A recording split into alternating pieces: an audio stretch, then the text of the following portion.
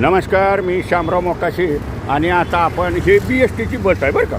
आता गंमत बघा, सरकार कसं येणं काम करतं हे वाचायचं मात्र तुम्ही. आता हे काय लिहिलंय बघा, बघा हे काय लिहिलंय बघा. हे BSTची बस आहे आणि ह्याच्यावर पब्लिसिटी बघा कशी चालली आहे. म्हणजे सरकार बेकायदेशीरपणे काम कसं करतं बघा. हे बघा, आता काही मोटरसायकलचं चित्र बी लावलं आहे, जाहिरात लावली आहे. म्हणजे सरकार बेकायदेशीर काम करतं.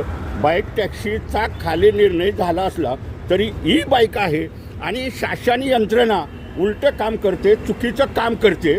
आणि ही BSTची बस आहे. अजून बाईक टॅक्सीला कुठलीही परवानगी दिलेली नाही. शिवाय ह्या बाईक आहेत, पण BST बसच त्यांचा प्रचार करते. म्हणजे पैशासाठी शासन खोटं काम किती करतं, गोरगरिबांना कसं फसवतं. कारण BSTच्या बसवरती ही जाहिरात असल्यामुळं लोक सरळ समजणार आहेत की बाईक टॅक्सीला परवानगी दिलेली आहे. म्हणजे BSTला अधिकाऱ्यांनी सुद्धा विचार केला पाहिजे.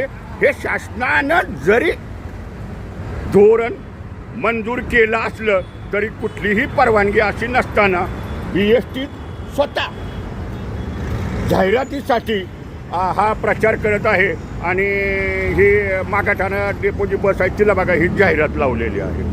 बघा आता हे सरकारचं काम कसं उलटं असतं. बेकायदेशीरपणे ह्यांनी जाहिराती बी लावल्यात, चौकशी करा.